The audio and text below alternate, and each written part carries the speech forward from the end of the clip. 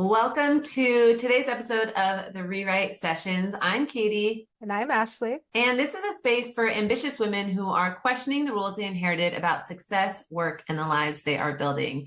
So each month, we're going to be exploring a different theme through honest conversations, thoughtful reflections, and a closer look at what it might mean to do things a little bit differently. So today kicks off our first official theme, and we decided to start with breaking the rules. So we're going to dive into talking about the rules that we inherited, the rules that we place on ourselves, and also what we're doing about it. And we'd love to dive into this with you. And so if you want to join us further in on this conversation, we invite you to join us over on Substack. All right, so let's go ahead and dive on in. We've been talking about this for a long time. I don't know how long, this topic. We chose it because it's something that is pretty broad in a way that there's so many different rules that we live by. And they come from different places, and we'll talk about that in a little bit. But I wanted to start maybe just by kind of exploring a little bit about what are some of the rules that you can think of that we as women have inherited. So I want you, while you're listening, just to think about that for a second. And Ashley and I are going to talk about a few, grab a few and mention these. And then Ashley, you can jump in and share a few of the rules that you can think of as well. But I did have a really quick story about the very first rule that I'm going to talk about, which is that we have to be good at everything. I think that's a rule we've gotten. I'm going to give a really great case in point right before this podcast. Ashley's been having some tech issues this morning. Just things weren't working for whatever reason. And we're laughing about it, we're giggling about it while it's happening. But I feel like there's also this idea that like we have to know how to do everything, right? We have to know how to get our tech right all the time. And Ashley, I hope you don't mind me sharing that one. We have to know how to do like in our business, like all the hats, and we have to get it all right and we have to get it all perfect. But the reality is like we might work with some technology, but we are not like tech bros. We don't know how to do everything all the time, and things happen. And I just thought that was a funny one that was making me giggle because it was right before we jumped on here. But the idea that we have to know how to do everything, we have to be able to do it all, we have to be perfect. Another one that's been crossing my mind a lot lately is the idea that you have to be nice all the time. Or that you shouldn't rock the boat. So those are just a couple of the rules that I can think of. Ashley, what are some that you can think of? Yeah, I think I'm laughing here. Sorry to go back, but I'm laughing because you're like, did you try restarting your computer?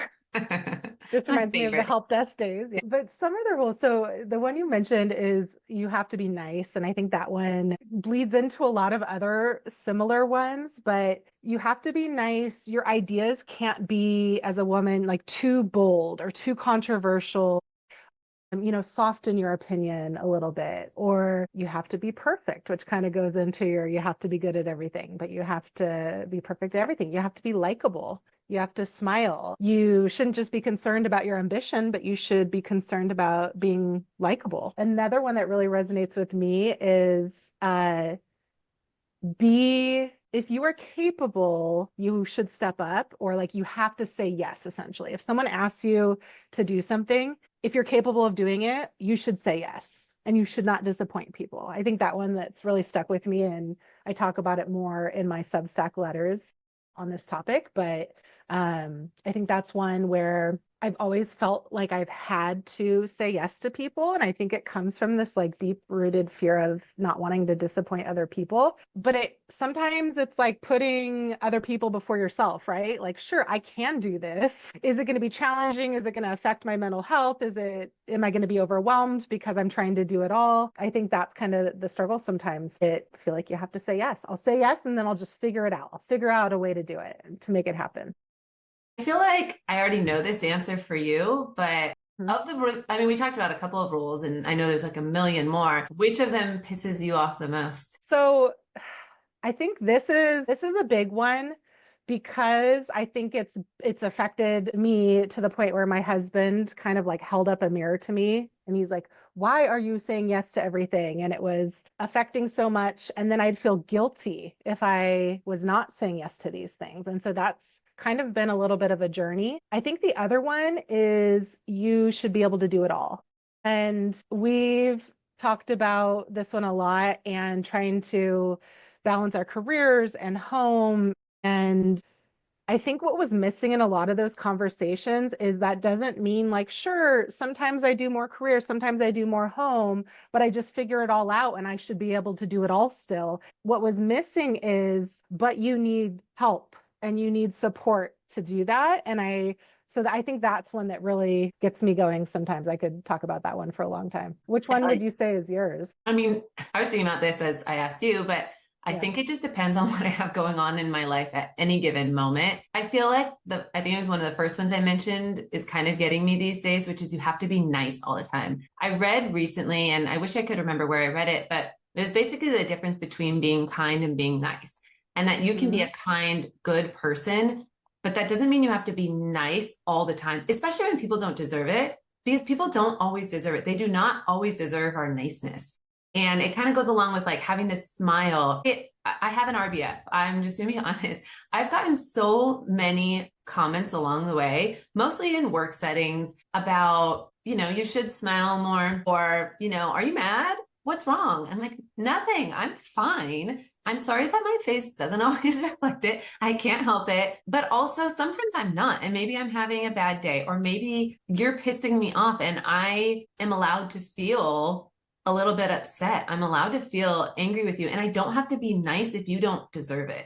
And I think that one for me lately, ooh, I don't know. I think I've just had a couple of like key moments lately that I almost feel like people get surprised when I'm not nice back, because I kind of always have been. And it's fake and it's not authentic. And that's why it pisses me off, because I think there's so much like discussion around this topic and be, kindness and all this. And I'm like, yes, I am kind. Don't worry, I'm kind. But I'm not going to be nice to you in this moment if you don't deserve it. Or, maybe I'm having an off day. I'm not perfect. Right. So how nice is it really if you're acting that way, but that's like not authentic, or it's incongruent with how you're actually feeling? Right? Like that feels to me so performative. Like if you're just acting nice because you feel like you have to, because you don't want to rock the boat, you don't want to hurt anyone's feelings. Like that's so fake. It's not authentic. And I think, in my opinion, I think if people were a little more direct with each other and we lose some of that, I can't think of the word, but when you're like acting like you're clearly mad at someone and you're kind of acting a certain way, but you're not being direct with them. So it's very clear you're mad at them, Yeah. but You're you're not. expecting them to just pick up the vibes somehow, a little bit. I That's hate that. that's hard. Being an Enneagram 9, whose like core need is peace. I feel like that's been a really hard journey for me, is the conflict part. I want people to get along. I don't want conflict. I shy away from conflict, but that's something that I've really learned is sometimes having direct conversations is better it almost always is in the long run, versus like not having conflict, like ultimately blows up later on. And so I feel like we've had a lot of good opportunities to work through things and practice in a safe space. So I feel like that's been really cool. Yeah. And I think there's this idea that conflict is negative, but I think I've come a long way in this area and I feel pretty strong. And I think most of the people in my orbit probably can see this. I don't see conflict as a bad thing. I think that conflict is natural. And I think we have to have some of it. Like nobody gets along 100% all the time, but not even about getting along. Like we have different ideas, different opinions. And I think there's really healthy conflict where you're learning how to discuss that in a way that is productive and positive. But I think that we think of conflict and voicing our disagreements as this big negative thing because we think we have to be nice. And we think that that includes being steamrolled and letting everything go. But I don't know, that one just really gets me because I think that's where we end up just, holding ourselves in, not sharing our opinions and getting mad. And it like bubbles up inside because we feel like we're not allowed to have conflict. We shouldn't have conflict, but really like it's healthy. And I think we should learn to disagree. And I think as kids, basically it's like you're taught like, don't have conflict, don't fight, everyone be nice, everyone get along. But then you're not learning along the way how to have that healthy dialogue, Healthy conflict, what you need and figure it out, Yeah. Yeah. And I think the conflict in relationships, whatever relationship we're talking about, friends, spouses, kids, everybody, I feel like the intimacy or like how deep or close your relationship is can be strengthened by this conflict. If you're always shying away from the conflict, it's always going to be this kind of surface level relationship where you're not really going that like deeper level. So Yeah. it's reframing that as a positive thing. That being said, it still makes my stomach churn and it's very, challenging for me. But I think like realizing that has led to, Yeah. the awareness and trying that. Conflict is not without risk either, right? Like, I mean, you know the story, and I'm not going to share the whole thing, but for me, I was in a position where I was having some interpersonal conflict with somebody in my community, and I felt a need to stand up for others in my community and my people and myself and my daughter. And it came at a huge risk. And that risk did end up happening where, there was some harassment that was involved towards me. There was some threats of legal action towards me. I mean, it was this wild experience, and it happened because I wasn't playing nice. I was saying what I need to say. I was being honest and I was being direct. And I thought, I think I did it in a fairly empathetic way, but that doesn't really matter because at the end of the day, the consequences happened. They were real. They were uncomfortable. I mean, massively uncomfortable, but I also don't regret doing that because I just don't want to sit here avoiding conflict, avoiding real feelings, and avoiding talking about them when they matter to me, when they impact others, my community. But it doesn't mean that they're not without risk. And I think all of these rules, as we break them, you start to become like a little bit of like, I don't know, I feel sometimes like a little bit of like a rebel. I'm not really, like, I'm a massive rule follower in general, but I feel like I know it seems funny for today's topic, but I think every time I break one of these a little bit, I feel a little like I sit up a little straighter. I feel a little alive inside.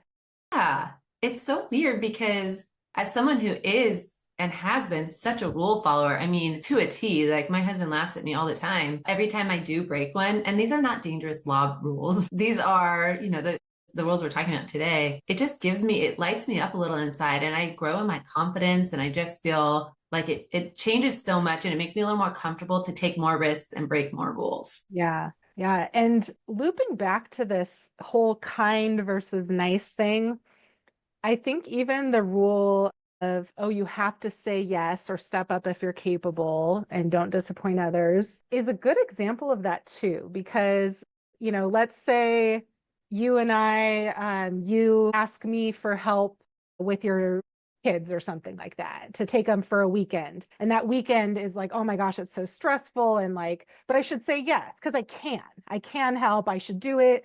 But now I'm sitting here and I'm like resentful. I'm so overwhelmed. I'm like, how am I going to do this? I already committed to all these other things. I don't know how this is going to happen. And this is just like become this big thing.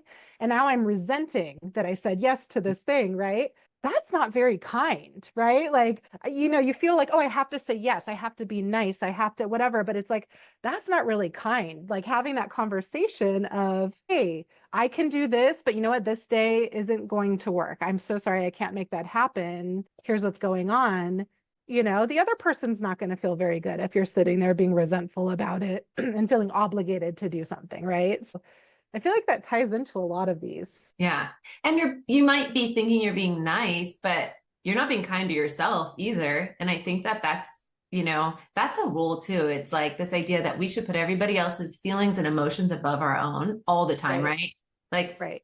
With our kids, with our friends, with our spouses, like we're last. I think that is such an unhealthy way of going about life. And I think especially when like I was a new mom and in the corporate world, I mean, I definitely put myself last. Like I gave everything to everybody. And that is why I lived in massive burnout and ultimately ended up needing to leave because I couldn't handle it. It was too much, but I never took care of myself because I wasn't kind to myself. But I had to make sure I was really nice to everybody else. And obviously that doesn't always lead to where it led me. But I think the more that we keep doing that, the less that we are kind to ourselves, the less we put ourselves first or take care of ourselves because we're so worried about taking care of everybody else and their feelings and everything. I just don't think that's a really healthy way to go about things. And it's going to lead us to a place we don't need to be probably. Yeah.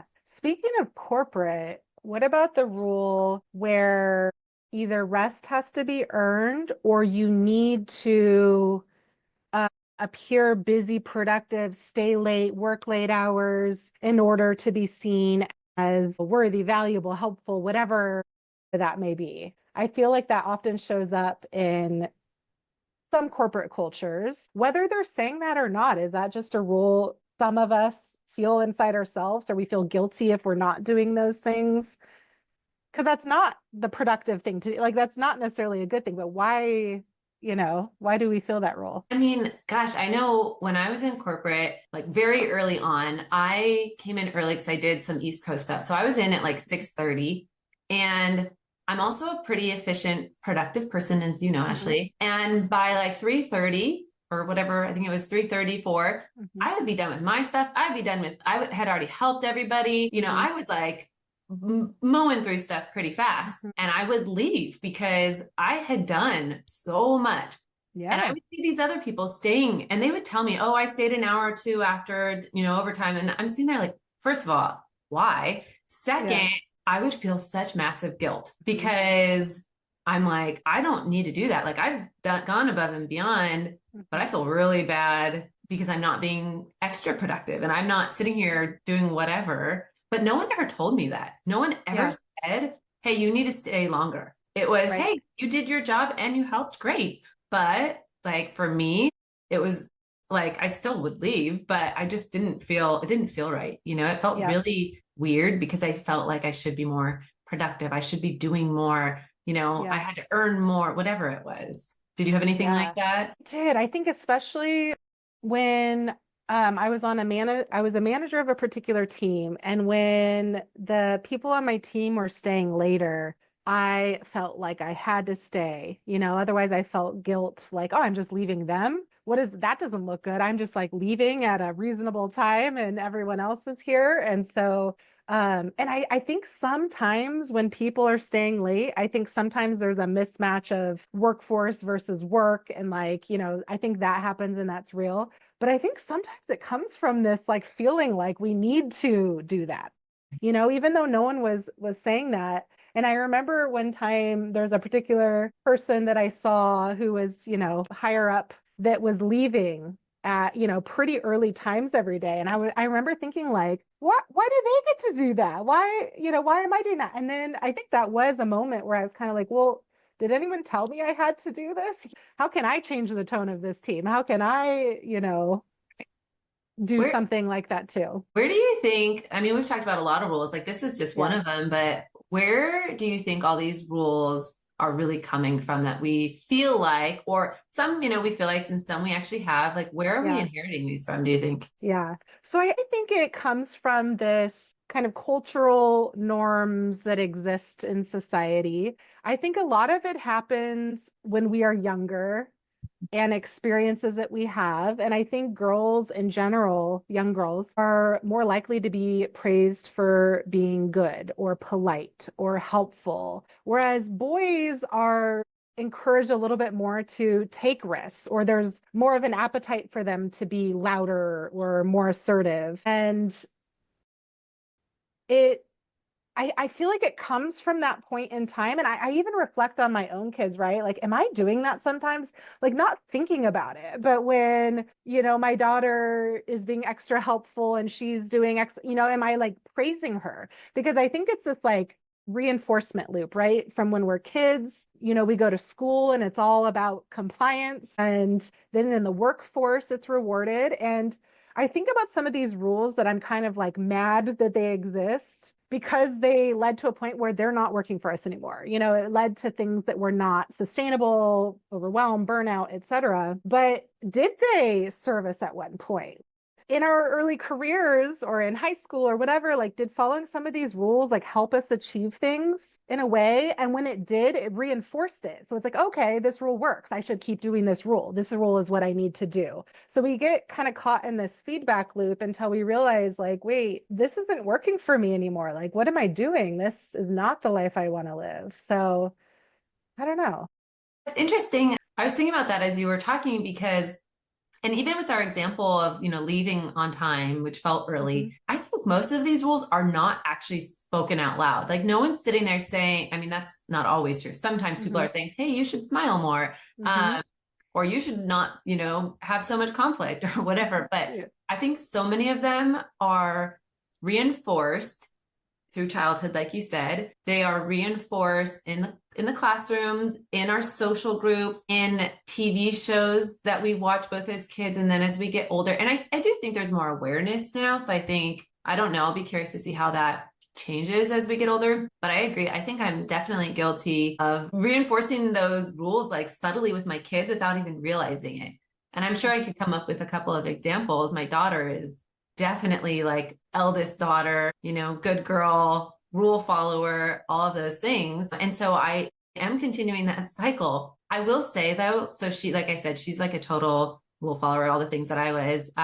But she told me the other day in her classroom that this particular teacher, she doesn't think that he likes her that much because she talks too much in class. And it honestly, I was so proud, not because she's being disrespectful. I don't want that. And I did tell her, I'm like, you need to not do that. Be respectful. Yeah. But the fact that she didn't feel so confined by the rules, that she felt she could be like a tiny bit rebellious. I didn't have that. Like I was, painfully a rule follower, right? So for her to like kind of get in a little bit of trouble, I'm like, you know what, girl, like that's actually okay. Like, I don't want you to feel so constricted by these rules, which again, like they definitely serve us. They have a purpose. The classroom rules definitely have a purpose. Right. But to see her take a little bit of risk, take a little bit of an opportunity to break a little bit of a rule in a not too harmful way, kind of made me a little bit proud. And there's been a couple situations like that with her where I'm like, okay, like I know we might still perpetuate these rules subconsciously, whatever, but to see some action in that area, like weirdly, I'm like, I'm probably the only mom who's going to tell you good job for breaking this rule. Like, don't do it again, but like, good job. Yeah, I know what you mean though, because I've had a lot of those instances too with my daughter. So Katie and I are eldest daughters, or you're the oldest daughter in your family. You're not the oldest in the family. I would say I have all the eldest daughter traits. It's even a joke with my brother and I, even though he's technically older. Yeah. I feel like I see eldest daughter as the daughter in the family that's the oldest, like the oldest daughter of the family. Even if you are not the oldest in birth order, I still feel like that a lot of those things apply. And we both have a daughter who's our oldest. But I find some of those moments too, and I think it's maybe because like we've been reflective of as adults on these types of topics, but little things like standing up to her opinion to a friend that like maybe rocked the boat a little bit, but she standed firm on her like beliefs on it and like stood up and spoke up. And I was like, wow, like the way she did that as a child, right? Especially it's different like as adults, but I was just really proud. Like that was something in that situation I would have probably kept quiet on, right? And that's not a good thing. So it's like, oh, they're breaking out of these molds a little bit, or even just sharing. There was something she was mad at me at the other day, and it was something where, she was getting kind of cranky at me, but sharing her something made her really upset. And I was reflecting back on that, and I was like, I actually love though that she shared that. Like she spoke up and shared that. Even if I wanted her to just, not do that and just go with the flow, I was like, wait, I'm actually really proud that she felt comfortable like speaking up and sharing that. So, I'm sure there's other rules that either we're perpetuating or that they will inherit in other ways on their own. But, I think it's not just messages you hear in the family, it's messages you hear in school. It's messages you hear from friends. It's really what shapes you, I think, comes from a lot of different places. And I think it's for us, it's the awareness. Like we talked about this actually in our last session, having awareness of what these rules are, I feel like is the very first step. For one, for ourselves, like then we know what we need to do, but in conversations with others, our friends, our coworkers, our teams, and also our kids, right? Like, I think the awareness is one thing. And then the second one, and I feel like I say this with everything I do, it's action. It's like, okay, you're aware, but what are you going to do different? Like, what are you going to change to, in this case, break the rule? And you pick the rule and you decide is it even worth it? Is the action worth it? Like, is this something, because there's 10 million rules. We're probably not going to go break all of them. We're not going to do 10 million things, but what are the ones that are pissing you off or that really matter to you? And what are you willing to do about it? And then decide, it's this choice of deciding, I'm going to do something about it. Yeah. I'm going to do X, Y, and Z. And I feel like for me, it's almost like a light that flipping the switch every time where I'm like, okay, this is really getting to me. I can let this continue to bother me. And I can continue to let this fester and, I get angry and whatever. Or I can take some action. And I feel like it's like, okay, I flip that switch and then I start coming up with a plan. And I will say I'm a little action oriented. I like to problem solve. And so for me, it is a very like deliberate, maybe I write it down or I have it in my head, whatever, but it's coming up with, and it can be so tiny. Like it doesn't have to be this huge, big drawn out plan. I'm going to do all these things. No, I'm going to do this one little thing. This one little thing, like, this is so silly, but for me, like I don't have anymore. I had this leather jacket and it wasn't at the time like something I would typically wear, but I got it and I saw it and I was like, I really like this. This is kind of me getting out of my comfort zone. This is me like breaking my own little fashion rules, if you will. It made me feel like a little bit of a rebel when I put it on, and it was like this lightest little thing. And then I kept wearing it and I kept feeling more rebellious. And so it just started with a choice. It started with this tiny little action that might seem little. And that's just one little example. But I think it starts to build and build until all of a sudden you don't prescribe to that rule anymore. And you feel a little taller, you feel a little more that confidence. Yeah. That's a really good point. It doesn't have to be this big dramatic, like, I'm smashing this rule and everyone's gonna know it. I think an example I think of is when I was talking about how I still feel, but I am more aware of it now and better at reflecting on it. But this feeling like I need to say yes, it kind of just became so automatic. And it was things from like small things like, hey, when I was in the corporate world, hey, can you do this? Can you take this on? Can you do this by this date? Sure. Course, yeah, I'll make it happen. It was always like, yeah, without even pausing to reflect, like, wait, do I have capacity to do this? What does that look like? Or the PTA needs a financial secretary and we will not function if we don't get one. And we need one. And I'm like, okay, sure, I can do that. Or Girl Scout troop leader, whatever it is. It was kind of these automatic yeses until it hit that like breaking point where I was taken away from my family because I was saying yes to all these things. I was overwhelmed. I was stressed. I wasn't as present for my family. And when I started, I did make one change where the following year, I declined being part of the PTA and that gave me some of my time back. But I think after that, it was just like these pausing on some things, right? I didn't say no to everything. I said yes to things that I still felt like brought me joy or I wanted to do. And I still automatically say yes sometimes to smaller things. But I think like we go back to that awareness. It's the awareness about that and kind of reflecting on that and then, making small choices that lead to a different path. And don't you think it gets easier, like for you? And we talked about this a lot, like how many things we started saying no to, like around the same time, like, the PTA stuff, the Girl Scout stuff, whatever. Don't you feel like it got easier? Like the more you started to practice that, the more comfortable you got saying no in that case, or at least pausing. Yeah, absolutely. And I think, I don't know if for you this resonates, but for me, sometimes the yes was like not wanting to disappoint people. That's where it came from, like kind of this fear of, I don't want to disappoint people. And the more I said no to things, they might have felt disappointed in the moment, but it didn't change the way they felt about me. It didn't make them, act any differently, reject me, whatever. It's kind of like doing these little things. And I was like, okay, everything's fine if I break this rule. And I won't say that I don't ever feel guilt. Sometimes when I say no, I'm like, oh, I know that's leaving them hanging because they're trying to get someone to say yes to this and I can't be that one. But there's a lot of other people that aren't being that one either. And I just had to kind of move on from, that feeling of guilt. I can't be the one this time for whatever particular thing it is. Yeah. But it definitely got easier. Yeah, absolutely. So just some closing thoughts here. We talked today a lot about breaking the rules, these rules we inherited, why we might have inherited them, or these kind of unspoken rules, and what it looks like to break them when those aren't working for you anymore.